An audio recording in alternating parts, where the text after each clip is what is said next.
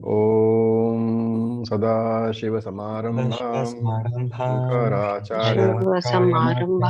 Shankaracharya-Madhyamam Asmadacharya-Paryantam Vande Guruparamparam Asmadacharya-Paryantam Vande Om Sahana Bhavatu Guru-Paramparam Sahano Om Bhunaktu Sahana Bhavatu Sahaviryam Sahano Bhunaktu Karavavahai Sahaviryam Karavavahai Tejasvinavadhitamastu Tejasvinavadhitamastu Mavidvishavahai Om Vidvishavahai Shanti Om Shanti Shanti Shanti Shanti. Shanti. Okay, so we are in the 17th mantra, so we will chant that. Jagrat Swapna Sushuptyadi Prapancham. Sorry, Jagrat Swapna Sushuptyadi Jagrat Swapna Jagret Swapna Sushuptyadi Sushuptyadi Prapancham Yat Prakashate Prapancham Yat Yat Prakashate Prakashate Tad Brahmahamiti Gyatva Tat Tad Brahmamiti Brahmamiti Jnatva Vidyatva Sarva Bandhaih Pramuchyate. Sarvabandai Bandai Pramudyate. Okay, so Tad Brahma, the second line, Tad Brahma Aham Iti. I am that Brahman. What Brahman? Yat Prakashate, that Brahman which reveals, which illumines, Jagrat, Swapna, Sushupti Adi. It reveals the three states, etc. Jagrat, Swapna, Sushupti Adi. And Iti Gyatva, again second line, Iti Gyatva, having known thus in this manner, Sarva Bandaihi Pramuchyate. One is liberated, Pramuchyate, liberated, Sarva Bandaihi, from all the bonds, from all bondage, one is liberated. So this consciousness, Brahman, which reveals, which is associated with the Sthula Shariram in Jagrada Avastha. So there are three bodies and three avasthas. So we are talking about the first avastha is Sthula Sharira Avastha, which is Jagrada Avastha. In that avastha, what is the consciousness called? It is called Vishwa. So the Jagrada Avastha consciousness is associated with the gross body. And in that waking state, the technical name is Vishwa, which we saw in Tattvabodha. Then that same consciousness associated with Swapna, with the dream state, which means associated with the Sukshma Shariram, with subtle body, has got a different name, Taijasa. And that same consciousness associated with Sushupti Avastha, the Shariram is which one? Karna Shariram, is called Prajna. So three put together.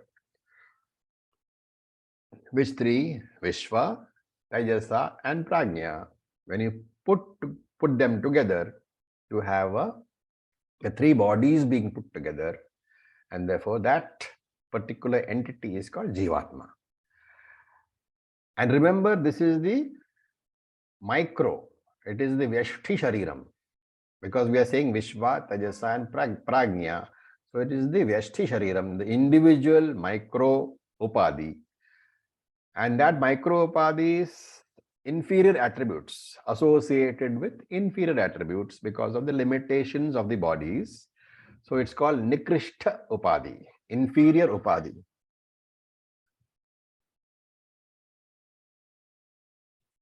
It's called the inferior Upadhi, the Nikrishta Upadhi, and associated with Nikrishta attributes. So this Jivatma is what? It is that consciousness which illumines the three avasthas. Which avastha? Jagrat, Swapna and Sushupti avastha. What am I really? I am the Paramatma. I am that Brahman playing the Jivatma role. And in this Jivatma role, I reveal the Prapancha Trayam, the three universes consisting of the three avasthas, Jagrat, Swapna, Sushupti. And here one thing I must understand is that the Sushupti Prapancha, the Karana Prapancha, Sushupti Prapancha, is nothing but the unmanifest condition of the Jagrat Prapancha and the Swapna Prapancha.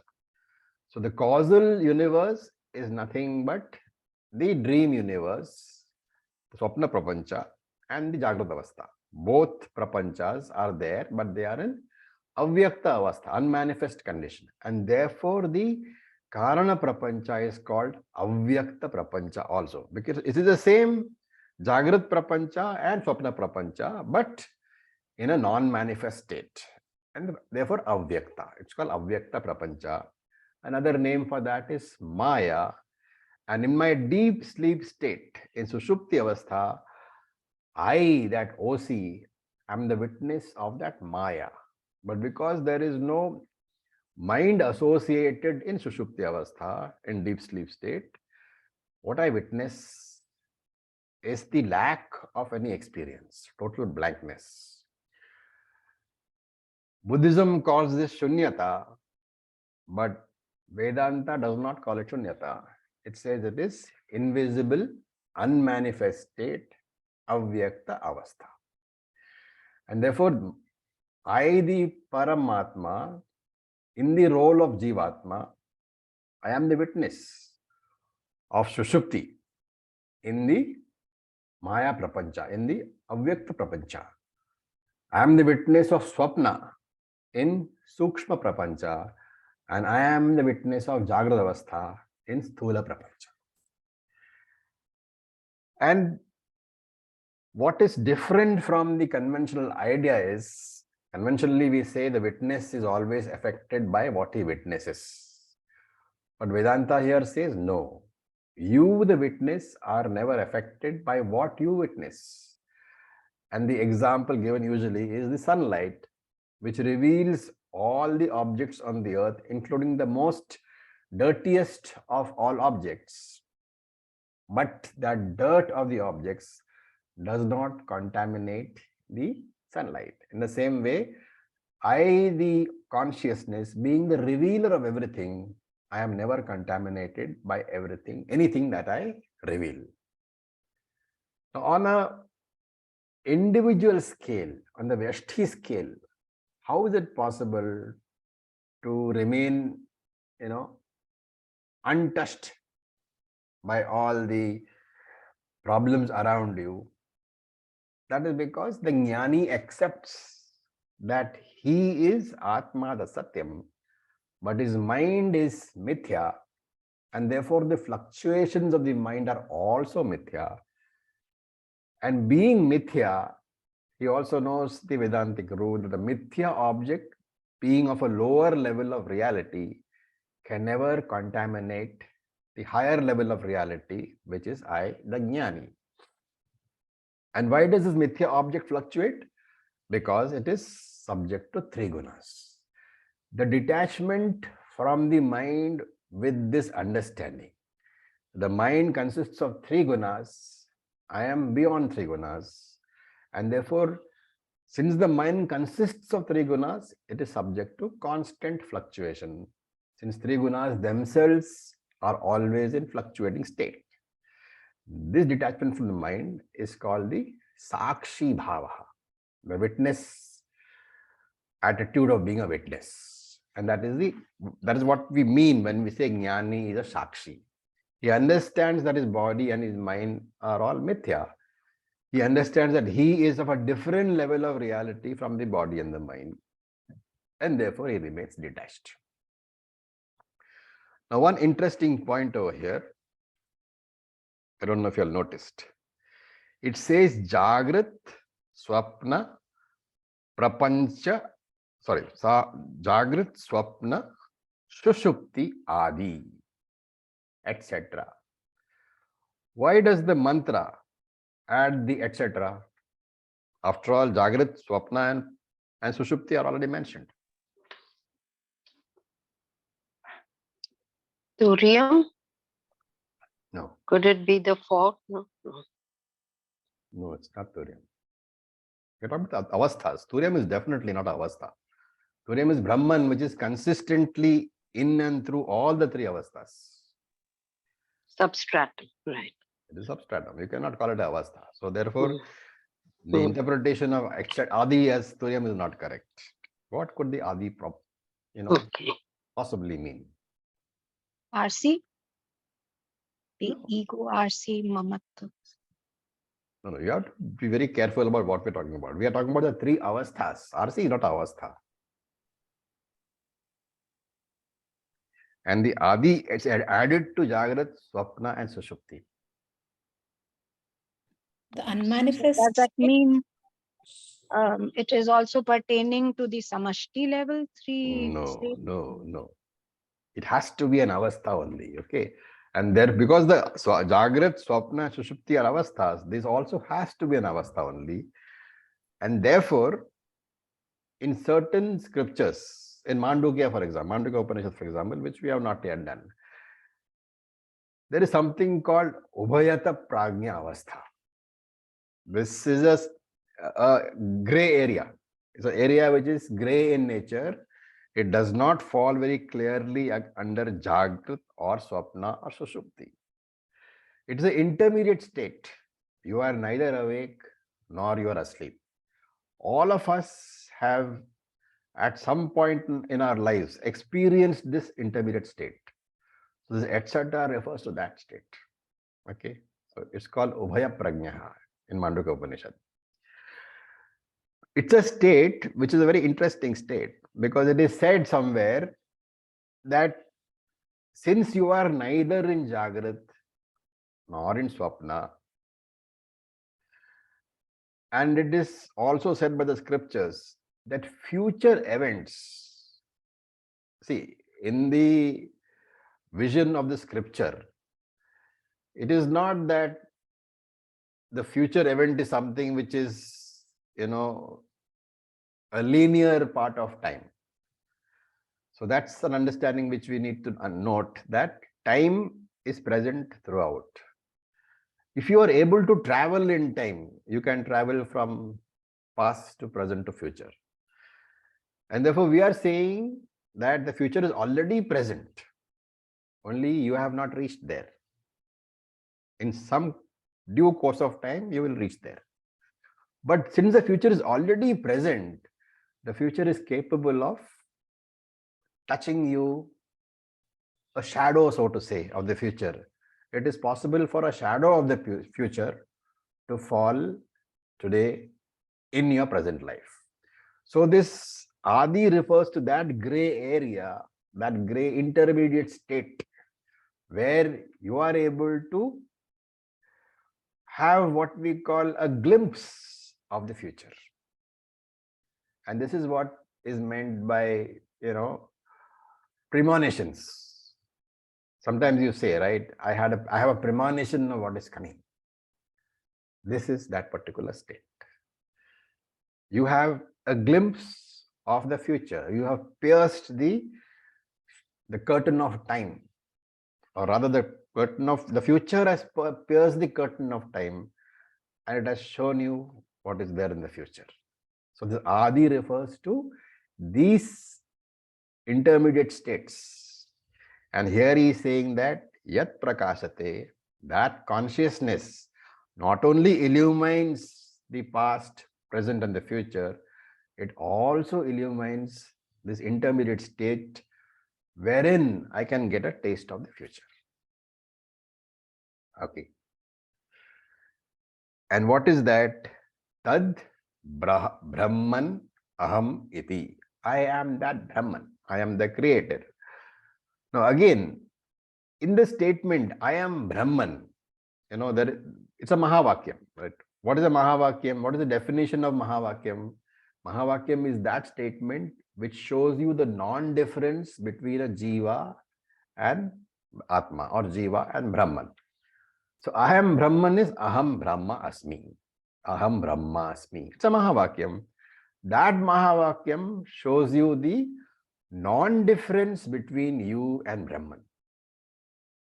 grammatically, if you, the technical definition of Mahavakyam in Sanskrit grammar, to put the whole sentence in English, these Mahavakyams will not have a preposition. If you want to put the two words I and Brahman in a sentence with a preposition, you are not going to say I am Brahman. You are going to say things like, I am from Paramatma. I am from Brahman. Or I am in Brahman. The use of the word from, which is a preposition, or the word in, which is a preposition. What does the use of a preposition indicate? Grammatically, when you use a preposition, what are you indicating? We're talking Vedanta only, right? Subject and object. One me and something else. And something else, which means you are indicating duality.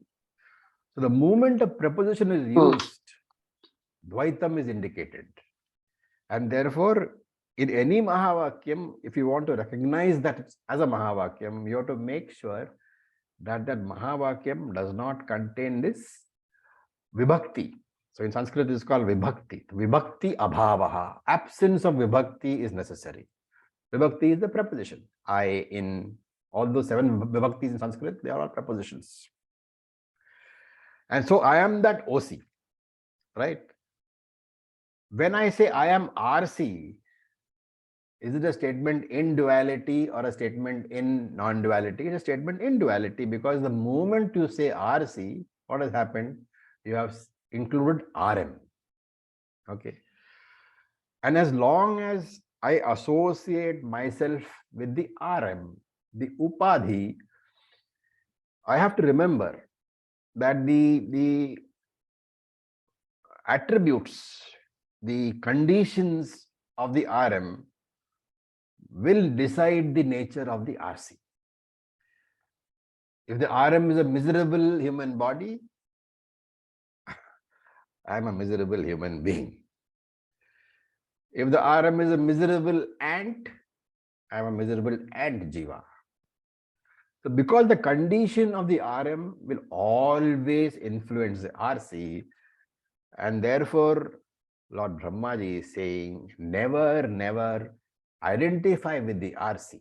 Use the RC, because to say that I am the OC, you need the mind, which is the RM.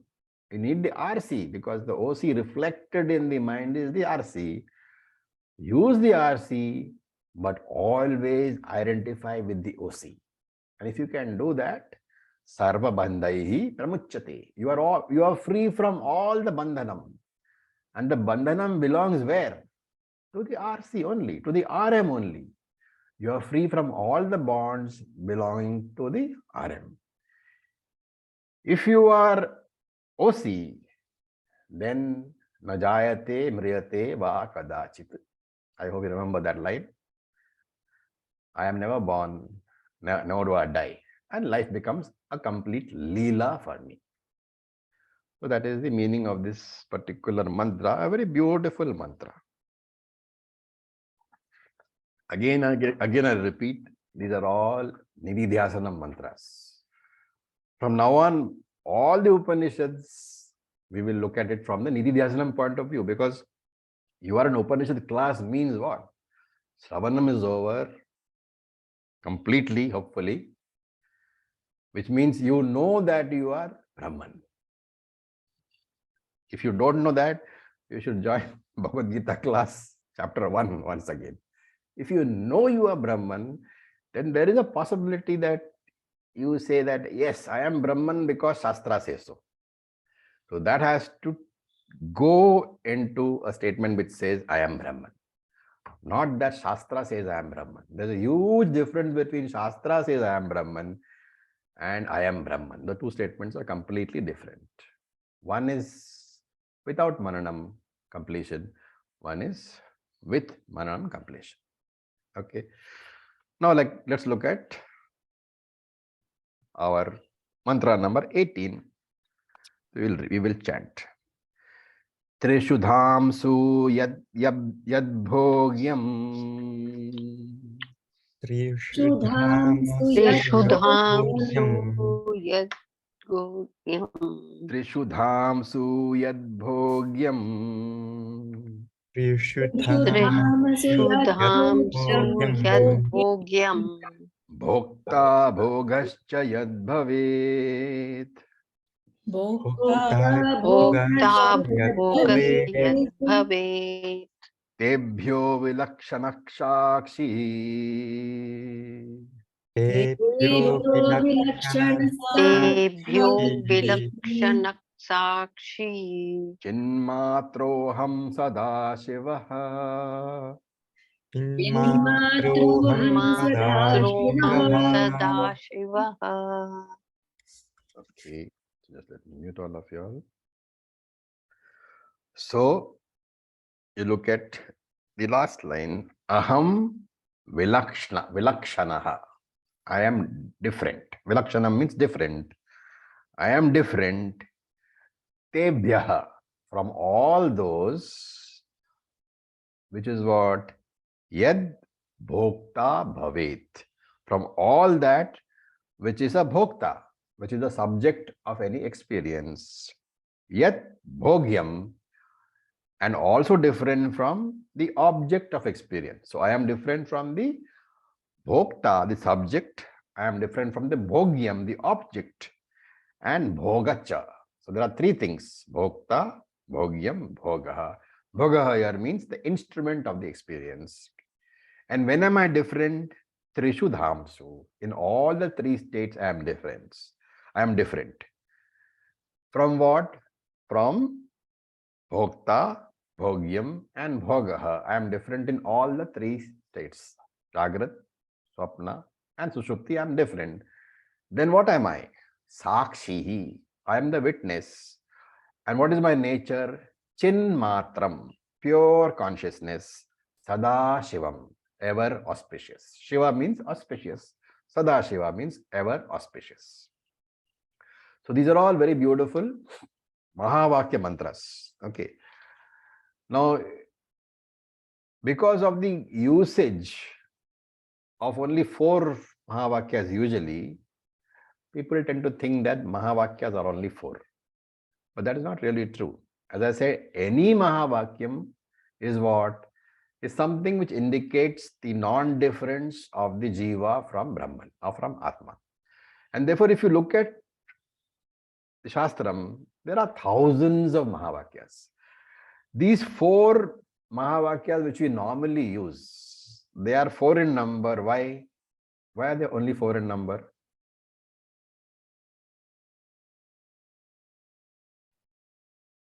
It is to indicate that every Veda, Rik, Yajur, Sama, every Veda has Mahavakyams. And therefore, those 4 Mahavakyams, one is from a different Veda. Each one is from one Veda. And that is why they are used as sample. But it is not true that there are only 4 Mahavakyams. There are any number of Mahavakyams. In this particular Upanishad itself, you are now seeing Mahavakyam after Mahavakyam. So this is a Mahavakyam. Aham Sakshihi. I am the original consciousness. I am called Sakshi from my own viewpoint. And this OC, the original consciousness, Trishu Dhamsu, I am associated with the 3 universes. When I am associated with Jagrada Avastha, with which universe is that? The Virat, Jagrada Avastha, I am called Vishwa. When I am associated with the dream state, the Swapna Avastha, I am called Taijasa. And when I am associated with Sushupti Avastha, I am called Prajna. So here it's a micro viewpoint. Trishu Dhamsu here means the 3 avasthas. And I, the Sakshi, the original Sakshi, OC, because I am associated with these 3 avasthas, I am being associated with the 3 different bodies also. The Vakar body, that is the Sthula Shariram. The Swapna Avastha is Sukshma Shariram. And Sushupti Avastha is Karana Shariram. I'm associated with these three. Therefore, I am called Vishwa, Taijasa, and Prajna also. To use an example, we very often say moonlight. Okay.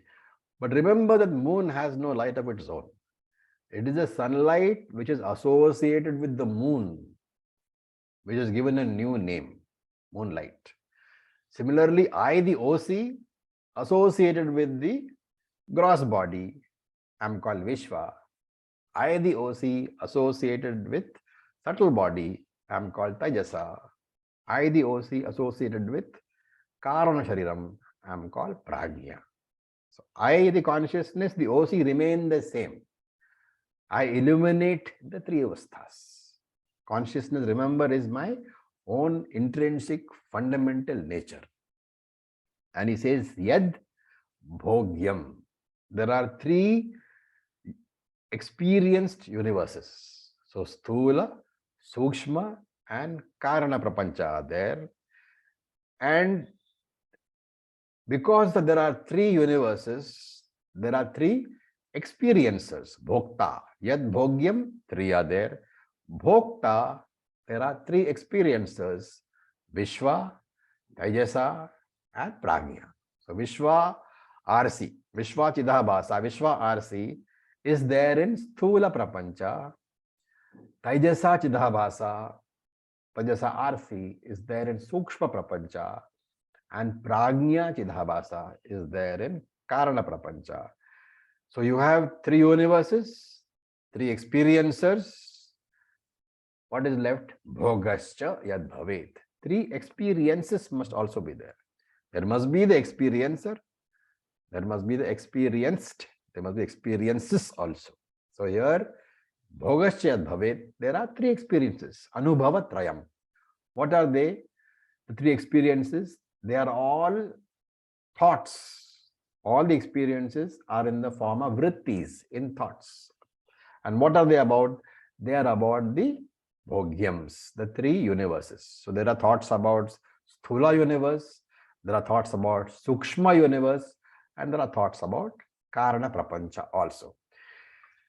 And therefore remember that the process of any experience is brought out in this mantra. There are three things, three entities involved in any experience. One is the bhokta, subject of the experience. One is the bhogyam, the object of the experience. And one is the bhogaha itself. So the bhogaha has two possible meanings. It can be the experience itself, or it can also be the experiencing instrument. This three is the Triputi, which is there present invariably in any experience. The process of experience has to have these three entities. Now the question is, Bhokta, Bhogyam, Bhogaha. In this experience, am I the Bhokta? Am I the subject? Or am I different from the subject? Here, Vedanta says that if there is a bhogyam present, which means the process of experience is going on, because the process of experience is going on, there is an object of experience, the bhogyam, which is present. Once the bhogyam is present, the moment you say some object is present, you have brought in the concept of the subject. So with reference to the object of experience, which is the bhogyam, I temporarily, in inverted commas, I temporarily get the status of bhokta, the subject. Once the object is negated or goes away, I lose my status as the subject.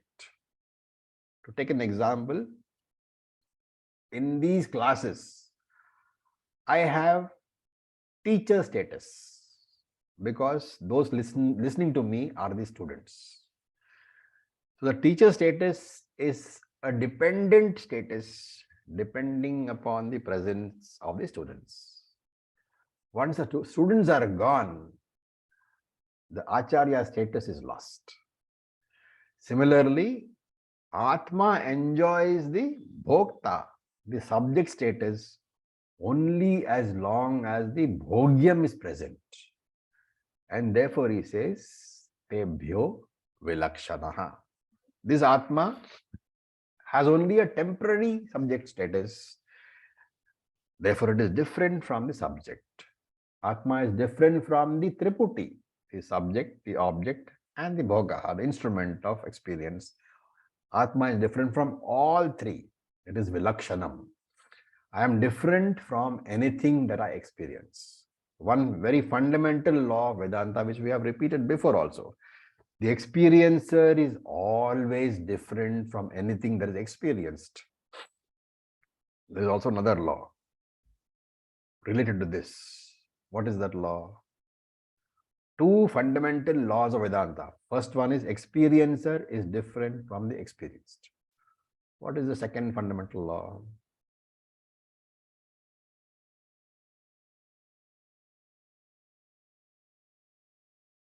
Very important. Attributes of the experienced object belong to the experienced object and never to the experiencer. These two fundamental laws one must never forget. Okay. And therefore, I, the consciousness, the OC, I am neither the subject nor the object. When I am experiencing something, it means the process of experience is going on, and therefore there is an object of experience. And to experience that object, I temporarily get the status of subject. When the object is negated, I lose the status of subject.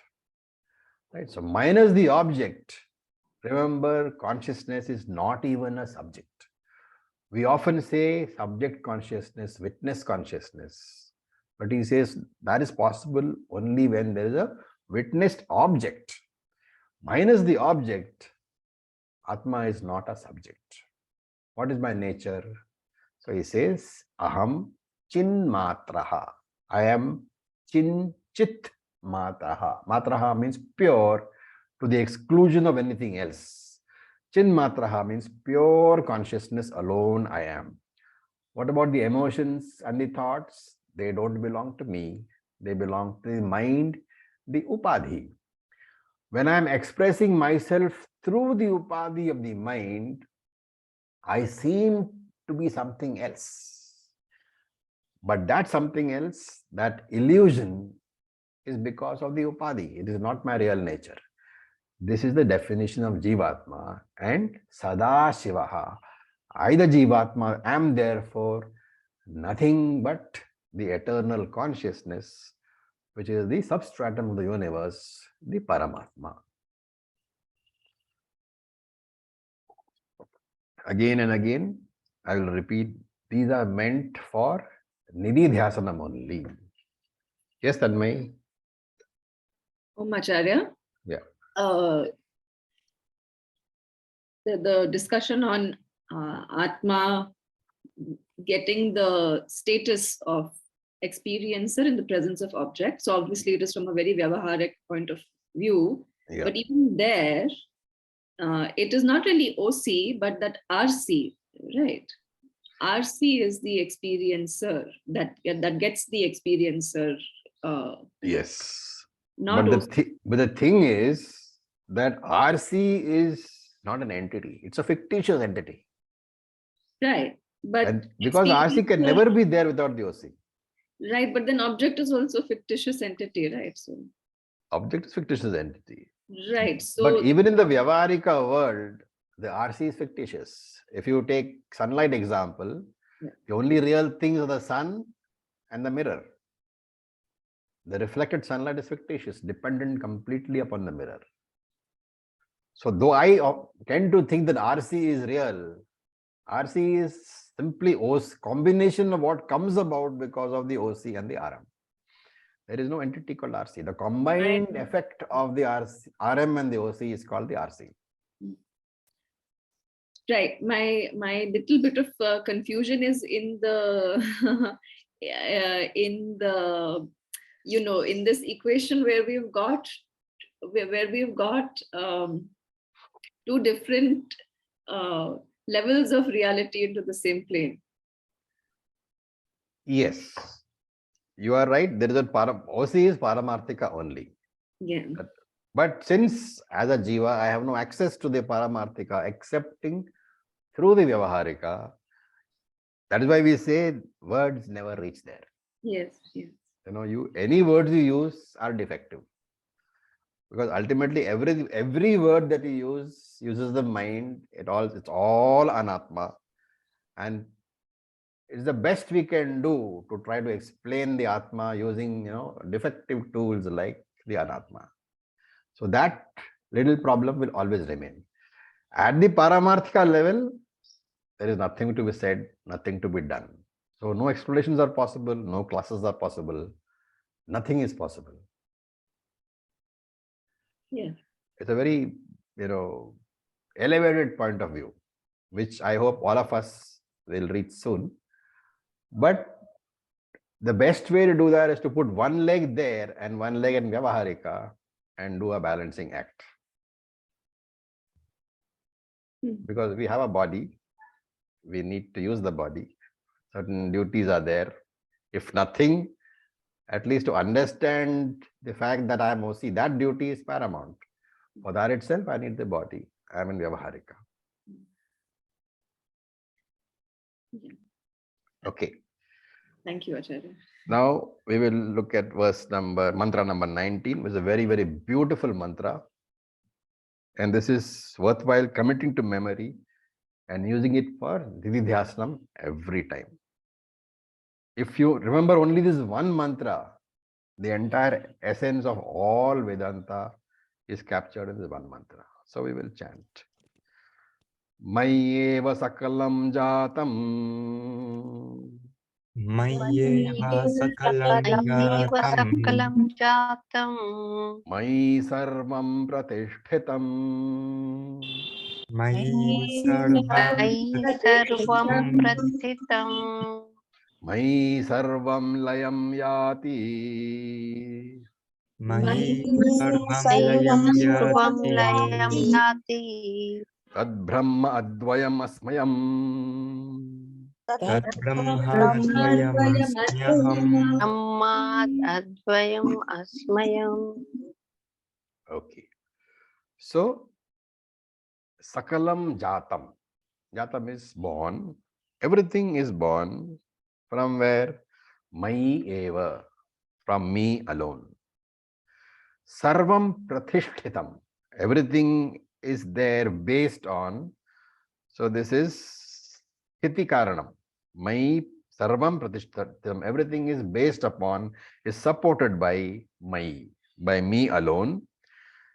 And Sarvam Layam Yati. Everything dissolves, everything resolves Mai into me alone.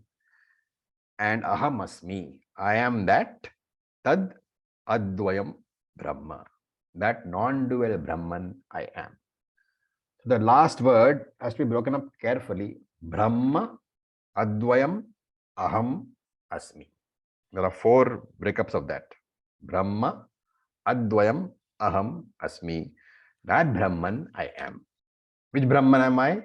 From whom everything is born, by whom everything is sustained, and into whom alone everything is resolved when Pralayam comes. What is the difference between this verse and the previous verse?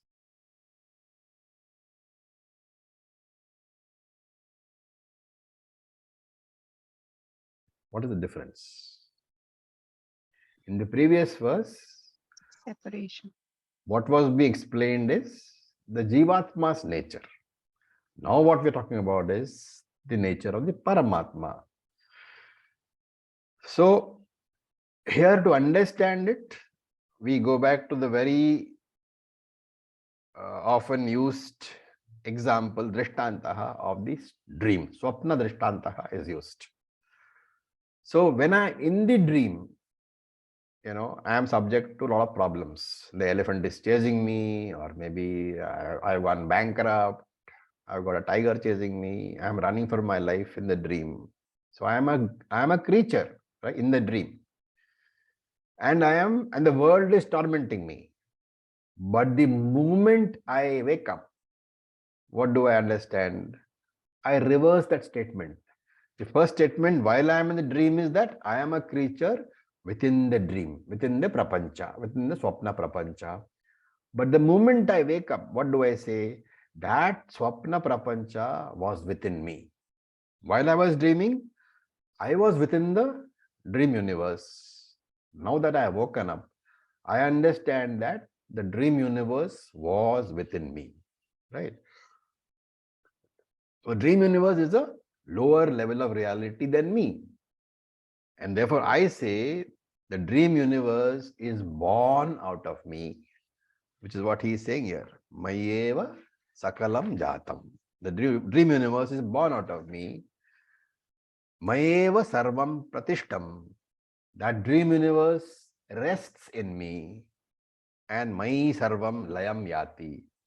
That dream universe resolves into me, gets destroyed inside me when I wake up.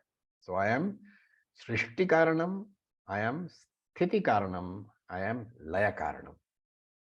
Remember that I can say this only as a waker. I can never say this as a dreamer. And so Vedanta says that similarly, when you understand that you are indeed the Mahavaker, the great waker, you will be able to say that the Jagrat Prapancha is a Mahaswapna for me, born out of me, resting in me, and resolving in me. And therefore, Mayeva Sakalam Jatam. From me alone, the entire creation arises. Everything is born out of me. I am Jagat Karanam Brahma. This is the Nididhyasanam that is prescribed here. The whole universe, which includes time and space and all the galaxies, they are all born out of me alone. But this statement can become a fact for me when? Only when I very clearly understand the meaning of the term me. If I take myself as this body-mind complex, this mantra has absolutely no meaning for me. Therefore, before practicing Nididhyasanam, I should be very clear about what is the meaning of the term Mai. What is the meaning of the term I, the consciousness? Only when I am clear that I, the consciousness, I am Brahman, I am Atma, only when that is very, very clear to me, then this verse will be meaningful for me. And therefore Krishna says in chapter 6, Shanai Shanai Pamaramet. Learn to gradually withdraw. From what? From your professions, from your possessions, from your family. Slowly withdraw from all the anatmas. How do we withdraw? Handing them over to Vishwarupa Ishvara. Through this bhakti to Vishwarupa Ishvara, my ahankara and mamakara must be handed over. In fact, if you are familiar with the Onam festival in Kerala, there's Vamana Avatara, right? I hope you know the story. Anybody doesn't know the story? I'll assume that everybody knows the story of Onam. So this is the symbolism there. No, sir, tell the story.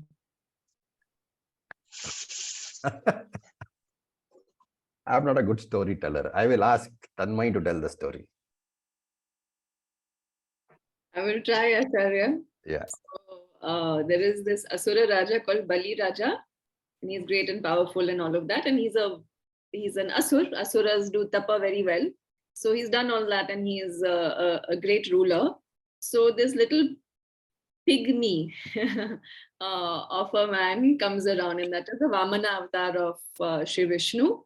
And he comes down here to basically, kind of slay the ego that Bali Raja has. So he appears before Bali Raja. I'm missing many, many details. Please forgive me, Acharya.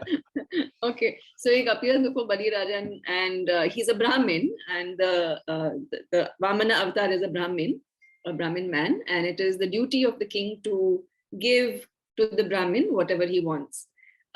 So Vamana says, you don't have enough to give me what I really want.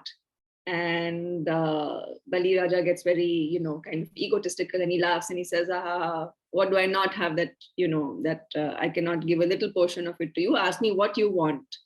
So Vamana says that in 3 steps, whatever I get, I will take all of that. So the first, and then Bali is laughing and he says, sure, go ahead. How many steps how much area really can you cover in that much? So in the first step, he covers all of Bhuloka, all of the earth. In the second step, he covers all of the heavens. And now he says it is time for the third step, and he puts his foot on Bali Raja's head. So that is how he essentially vanquishes Bali Raja and brings his ego down. That's the story that I know. Okay.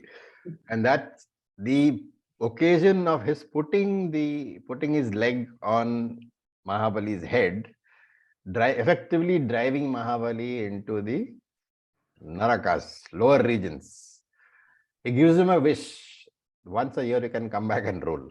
So that day when he comes back is celebrated as Onam. Okay, that's only the story part. Philosophically, this covering the earth and covering the heavens, what does it represent? Covering the earth and the heavens in 2 steps by Lord Vishnu, what does it represent? It represents all the possessions of Mahabali, right? So Mahabali hands over all his possessions in those 2 steps. Possessions are called what? Mine, right? This is mine. So that is mamakara. In Sanskrit we say it is mamakara, mineness. So the first 2 steps of Lord Vishnu, it removes the mamakara from Mahabali. 1 step remains. But Mahabali has handed over the mamakara but retained his ahankara. And therefore in the 3rd step, by driving him into the ground, Lord Vishnu removes the ahankara also. This is a symbolism that in mamakara and ahankara have to be removed for a seeker. And that is why we say through this bhakti to Vishwarupa Ishvara, before you can come to Nividyasanam, your ahankara and mamakara must both be handed over. And ahankara and mamakara is what we talk about as the Panchanatmas, the body, mind complex, mamakara, ahankara, that is the Panchanatmas. Those have to be negated. Because why? When I say from me alone the whole creation is born, I am the Chaitanyam, right? From the point of view of the creation, it is an infinite creation. It lasts a very, very long time. But when I look at it from my point of view as Brahman, these experiences of creation, of destruction, of maintenance, they are a few moments, kshanams as they call it. And this has to be seen. The problem is that all of us get lost in this thing, in this movie we call life. And just as when you go to a movie, when the movie starts, what do you lose sight of?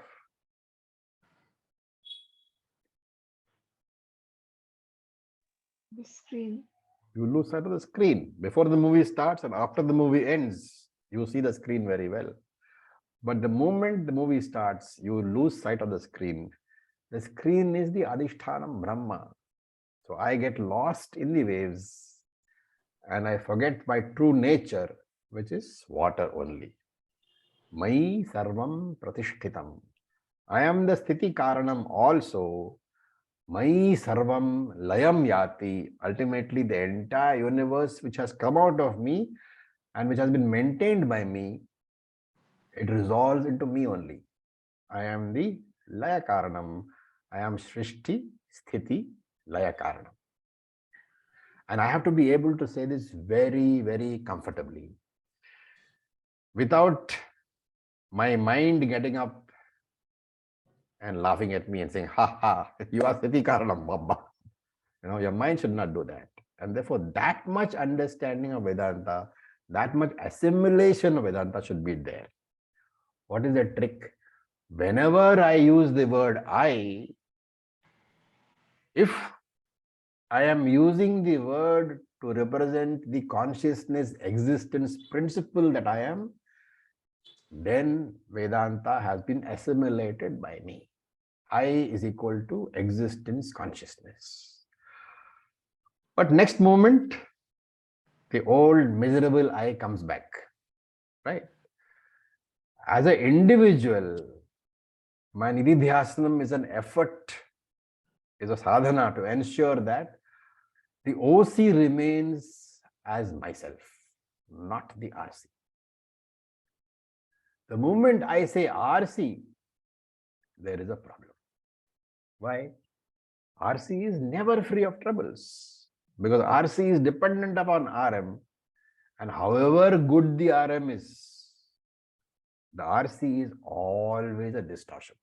The best of reflecting mirrors, reflecting mediums, they will never be able to give you the brightness of the original consciousness. The best RC may be very, very superior RC, but it is still distorted. So whenever I manifest either through the micro upadhi or through the macro upadhi, I will always have troubles. Yes, when I manifest through the macro upadhi, I am Srishti Karana. I am the cause, the Karanam, the cause of the universe. When I manifest through the micro upadhi, I am the Karyam, the product, the created. Manifesting through the macro upadhi, I am the creator. Manifesting through the micro upadhi, I am the created. But without the upadhi, from my own standpoint, I am neither creator nor created. I am not Karanam. I am not Karyam. I am pure consciousness alone. I am Nirupadhi, neither Karanam nor Karyam. What am I? Tad Advaya Brahma Aham Asmi. That non-dual Brahman I am. Very beautiful little verse. One should commit it to memory, and if you only use this for Nididhyasanam, it is sufficient. But each word has to be meditated upon, assimilated completely, then only it becomes a proper Nididhyasanam.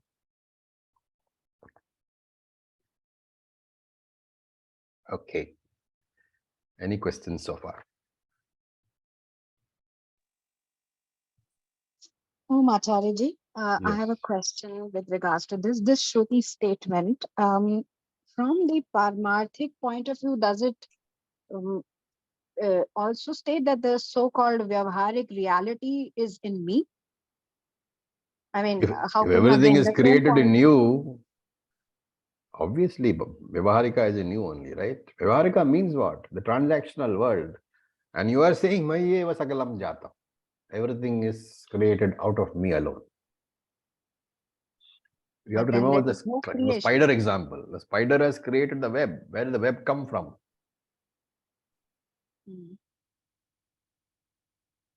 Okay. Right. Yes, that way. Acharya, I'm sorry, it's a very Vyavaharik question. Huh? This is going back a few one or two shloks, where I was very intrigued by the Adi, the three avasthas, Adi. And the fourth one that you introduced to us, which is kind of between Yes. two avasthas and the future kind of raising. The future is now, and the curtain raising itself so that you can, experience even that. Doesn't that kind of, I want to be careful saying this, doesn't that kind of negate free will? You can get an idea of the, see, there is a theory in science also. It's called Sorry, the question coming from one really doesn't know the future as such, except for certain things that must happen. The asteroid must fall or whatever, certain things. But other than those kind of things, free will is constantly happening, and therefore one really doesn't know which way things are going to turn around. So that way. Yeah. So fortunately, science long ago has come out with a theory, which is valid over here. It's called the multi-universe theory. Yeah. So it says that for each act that you take, There's a consequence. there's a consequence. Or you are every time you make a choice, you are creating a universe, which is out of that choice. And therefore, as many choices you make, that many universes are there. Okay. So there is no constant. It is continuously changing. And therefore, what choice you are going to make, supposing you are going to make a choice, that can touch you. And supposing that because of that vision, you decide not to make that choice, then you have eliminated that universe and come out onto a fresh one. Remember, there is no way of doing anything which can prove this. It is all adrishta. Yeah. No, but there are, because there are people who have visions and are, Yes, without any doubt. Yeah, Yes. the Dalai Lama, one pivotal moment in his life was the vision that he had at his young age also. Yeah.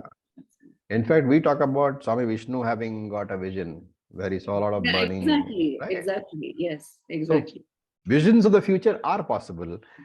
And it is to explain that our Shastra says, yes, there is an intermediate state. You are not in sleeping, you are not in Jagarat. And therefore, you have not really created anything. Something is touching you from beyond. So that is all. It doesn't explain anything more. Even Mandukya, which talks a little bit about that, doesn't explain much at all. That can't be a very pleasant experience. I'm sure all of us have had some experience or the other, which turned out to be true, right? So, Better not. Ignorance is bliss. In these matters, yes, it is better to say that, okay, fine. My karma, I will do with thought, with proper thinking, I will do. Whatever comes is fine. Thank you, Acharya. To Vyavaharika, because you must not say that. You must say, let the body do whatever it wants to do, which is the real way. But, you can't do that all the time. Okay, so with this, we'll stop for today. I would strongly recommend that you commit this to memory and do it as a regular nididhyasana. It's a very beautiful little mantra to chant. One of the best mantras I've seen in all the Upanishads.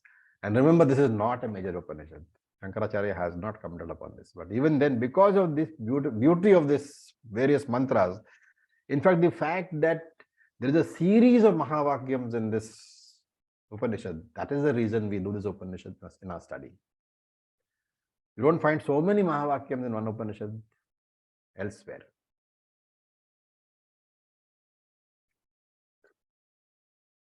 Okay, so with this we'll stop.